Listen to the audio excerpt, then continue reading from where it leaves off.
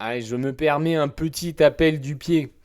Avec cette citation de Papacito au moment de l'affaire Montjoie suite à l'horreur vécue par Pierre-Guillaume Mercadal, ce ne sont pas des hommes que l'on peut tuer comme ça, ils ont des racines.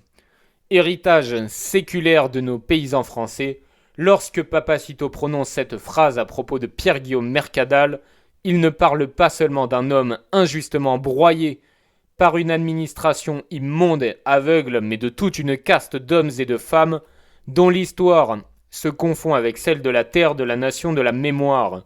Les paysans sont l'âme immémoriale de la France, des hommes enracinés, insoumis, de manière réelle, porteurs d'un héritage qui ne peut être effacé sans conséquence. La paysannerie, plus qu'un mot à connotation négative pour certains, une mémoire vivante et une résistance héroïque et historique. Le paysan, soit littéralement l'homme du pays, est celui qui depuis des millénaires façonne les paysages, nourrit la population et maintient les traditions. Il est la mémoire vivante de notre nation, le gardien des rythmes ancestraux, celui qui contre vents et marées perpétue des savoir-faire et un mode de vie qui ne doit rien aux diktats du monde moderne. C'est cet ancrage profond dans la terre, dans le territoire, dans l'histoire, qui fait que ces hommes ne peuvent être tués comme ça. Le paysan ne disparaît pas, il s'accroche, il résiste, il endure, car il sait que sa lignée ne date pas d'hier, mais de siècles et de siècles d'héritage familial et communautaire. Les guerres, les famines, les invasions, les révolutions, rien n'a jamais pu éradiquer ces hommes de la terre qui les a vus naître. Ils sont les derniers remparts contre la dissolution, contre l'oubli, contre le déracinement moderne.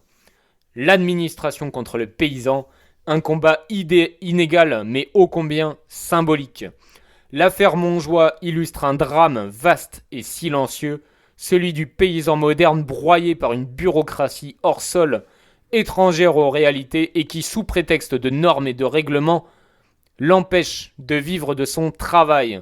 Chaque jour, dans ce pays, un paysan se suicide, dans l'anonymat complet, dans l'indifférence générale.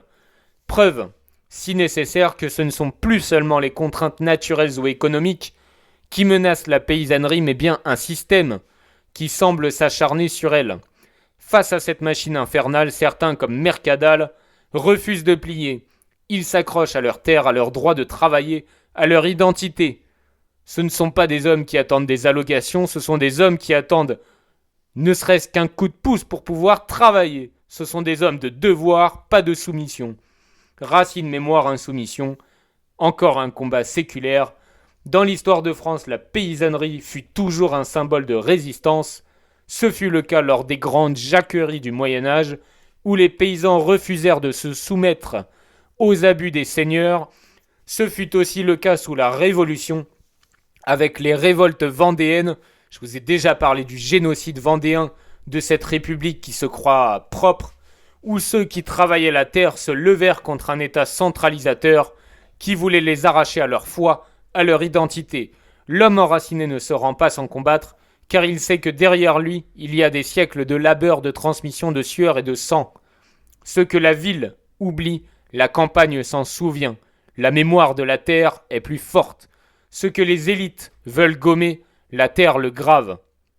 La phrase de Papacito résonne bien au-delà de l'affaire de Montjoie. Elle est un cri de vérité, un appel à se souvenir que la force d'un homme ne réside pas dans ses armes ou dans son statut, mais dans la profondeur de ses racines.